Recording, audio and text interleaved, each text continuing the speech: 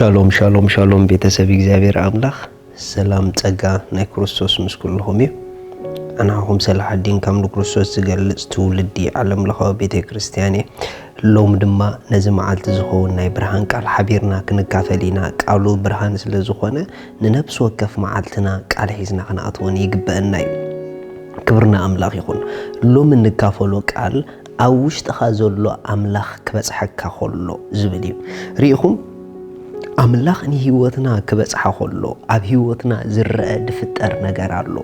አቦታትና አምላክ ኣብ ህይወቶም ድበጽሐሎም መዓልታት ዝረአ ለውጢ ኣብ ህይወቶም ክመጽእ ኾሎ ሪኢና ኢና ሪኢኹም እግዚአብሔር ንህይወትና ኩሉ ግዜ ክበጽሐ እንተደኣ ጀሚሩ ኣብ ህይወትና ኩሉ ግዜ ዘገርም ለውጢ ይረአ እዩ መጽሐፍ ቅዱስ ክዛረብ ከሎ ገለ ካፍቶም አምላክ ኣብ ህይወቶም ምስ በጽሖም ዝተለወጡ ሰባት ክንርኢና አብርሃም ዘፍጥረት ምዕራፍ 12 አብርሃም ከይኮነ አብራም ከሎ ጊዜ ማለት እዩ ዘፍጥረት 12 ምዕራፍ 1 ከምዚ ይብል እግዚአብሔር ድማ ንአብራም በሎ ካብ ምድርኻን ካብ አዝማድካን ካብ እንዳቦኻን አነ ናብ ዘርኤካ ምድሪ ኣቢልካ ውፃእ ንዓቢ ህዝቢ ክገብረካን ክባረኸካን ከዓ እየ ንስምካውን ከዕብዮ እየ ንበረኸት ድማ ክትከውን ኢኻ ንዝባርኹኻ ክባርኾም ንዝረግሙኻ ድማ ክረግሞም ዓሌታት ኩላ ምድሪ ድማ ባእኻ ክባርኹ እዮም ዘከርም ነገር እዩ ኣቦና አብርሃም ንነዊሕ ግዜ ተራ ሰብ ኮይኑ ዝነበረ ኣብ ዘመን እርግንኡ ግን ምብጻሕ አምላክ ኣብ ህይወቱ ኮይኑሉ ልክዕ ናይ እግዚአብሔር ምብጻሕ ኣብ ህይወቱ ምስ መጸ እዚ ምብጻሕ አምላክ ብስራት ተሰኪሙ ይመጽዎ ምክንያቱ ናይ እግዚአብሔር ምብጻሕ ኩሉ ግዜ ድንቅ ዝኾነ ብስራት ሒዚ ንህይወትና ዝመጸና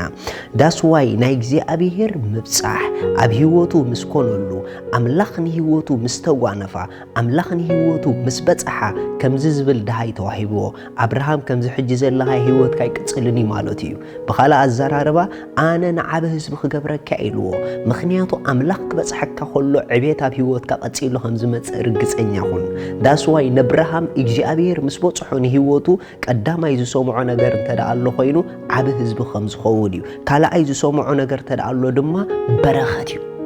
እንዳባረኽኩ ክባረኸካ ኢልዎ ካብኡ ሕልፍ ኢሉ ድማ ተሳልሳይ ከዓ ዝሰምዖ ነገር እንተደኣ ኣሎ ኮይኑ ከዓ ንስምካ ከዕብየ ኢልዎ ካብኡ ቀጺሉ ድማ ንበረኸት ክትከውን ኢኻ ኢልዎ ርኢኹም ኣሕዋት ልክዕ እግዚአብሔር ናብ ህይወቱ ምስ በጽሖ ስም አብርሃም ገኒኑ ህዝቢ አብርሃም ገኒኑ ዓሌት አብርሃም ገኒኑ ክሳዕ ሕጂ አብርሃም ይበሃል ኣሎ ንምንታይ ተተባህለ ምክንያቱ አብርሃም አምላክ ንህይወቱ ዝበጽሖ ሰብ እዩ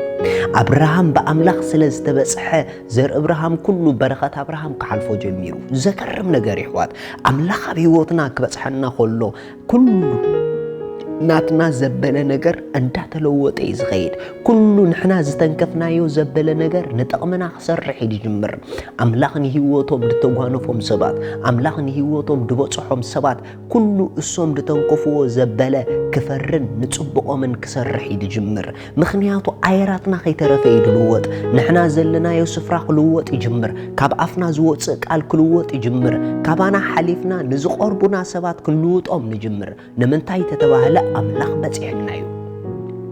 ሎጥ ምስቲ አምላክ ዝበጽሖ ሰብኣይ አብርሃም ክኸይድ ምጀመረ ከይተረድኦ ክበዝሕን ክህፍትምን ጀሚሩ ክህፍትም ዝገበሮ ተጸጊዕዎ ዝነበረ አብርሃም እዩ ሪኢኹም ኣሕዋት አምላክ ንህይወቶም ድበጽሖም ሰባት ካብ ንርእሶም ሓሊፎም ንዝቆረቦም ሰብ ከተረፍርፉ ይኽእሉ እዮም ከዕብዩ ይኽእሉ እዮም ክልውጡ ይኽእሉ እዮም ምክንያቱ ናቶም ዘበለ ኣየራት ኩሉ ክቕየር እዩ ዝጅምር ዋው ከመይ ደስ ኣይብልን እግዚአብሔር ንህይወትና ክበጽሕ ከሎ ልዕሊ ኩሉ ኣብ ህይወትኩም ክትቀንእዎ ዘለኩም ኣብ ውሽጥኩም ዘሎ አምላክ ክግለጸልኩም ኣለዎ ኣብ ውሽጥኩም ዘሎ አምላክ ክረኽበክ ኣለዎ ኣብ ውሽጥኩም ዘሎ አምላክ እንደገና ክመልአክ ኣለዎ በቲ ውሽጥኩም ዘሎ አምላክ ክትመልእ ከለኺ ብኡ ትብጽሕለኺ ማለት እዩ ናይ እግዚአብሔር ምግላጽ ንህይወት ክረኽቦ ከሎ ብእግዚአብሔር ትብጽሕለኺ ማለት እዩ ኣብ ውሽጥኩም ዘሎ አምላክ ዝተገለጸልኪ ግዜታት ኩለን ናብ ሓያል ናይ ለውጢ ጎደና ሒዘና ክኻትዋየን ነብስ ወከፍ ሰብ ኣብ ህይወቶም ዝተስኡለን መዓልታት ናይ እግዚአብሔር ምብጻሕ ስለ ዘጓኖፎም እዩ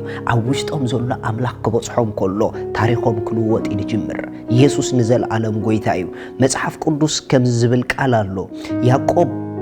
ካብቲ ናይ ዓመት ስሙ ናብቲ ዘገርም ስም ዝተለወጠሉ ግዜ እግዚአብሔር ንህይወቱ ድበጽሐሉ ግዜ ዘፍጥረት 32 ካብ ጥቕሲ 22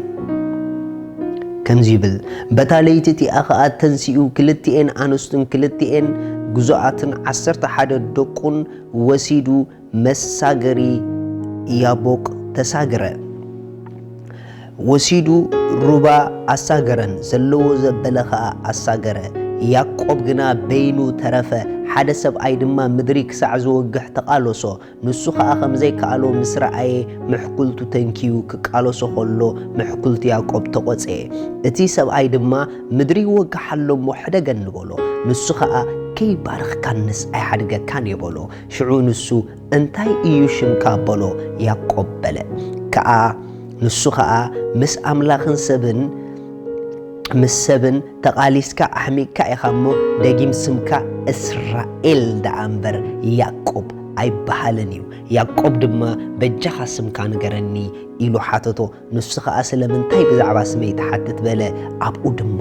ባሮኾ ዘገርም ነገር እዩ እዚ ሰብኣይ ዝብሎ ዘሎ ኣብዚ መጽሓፍ ቅዱስ ምስ ያዕቆብ ተቃለሰ ዝብሎ ዘሎ መንፈስ ቅዱስ በዓል እዩ ምስ መንፈስ ቅዱስ ይተተሓሒዙ ከይባርኽካኒ ኣይገድፈካን ኢልዎ ተገሊጹሉ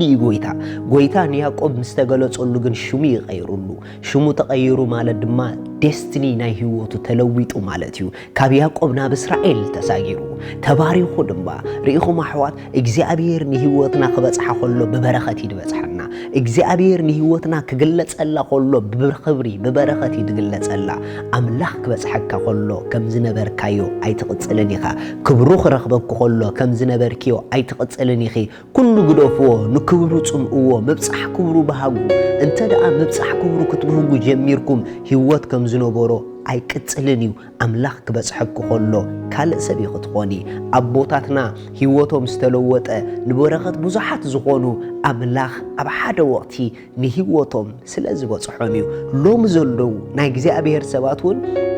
ዝግለጹ ንሪኦም ዘለና እግዚኣብሔር ስለ ዝበጽሖም እዩ ኣምላኽ ክበጽሐኩ ከሎ ከም ዝነበርክዮ ኣይትቕጽልን ኢኺ ክብርን እግዚኣብሔር ኣምላኽ ይኹን ኣምላኽ ሰማይ ይባርኽኩም ከምዚ ኢልኩም ጸልዩ ኣምላኸይ ኩሉ ጊዜ ስለ ትበጽሐኒ የመስክነካ ኣለኹ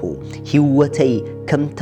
ኣብ ወሰን ወሓይዝ ዝተተኽለት ኦም ህይወት ቆጽላ ዘይረግፍ ኣብ ኣገጊዚኡ ፍሬኣ እትህብ ስለ ዝኾነት የመስክነካ ኣለኹ ኢን ጂሰስ ኔም አሜን ኣምላኽ ባርኽኩም ንጎይታና ኢየሱስ ወሲንኩም ዘይተቐበልኩም እዛ ጸሎት እዚኣ ሎሚ ጸልዩዋ እግዚአብሔር አቦ